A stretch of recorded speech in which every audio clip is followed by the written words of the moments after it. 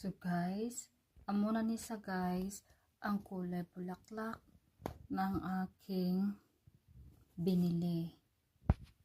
So ito na yung kulay niya at ito na yung mga bulaklak niya. So sobrang ganda niya talaga. As in, tapos ang bango-bango pa nito guys.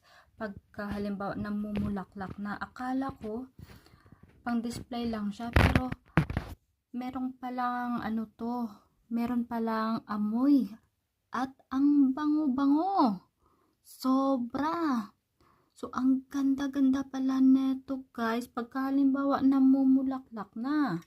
So ganito ang itsura niya pagka halimbawa namumulaklak na.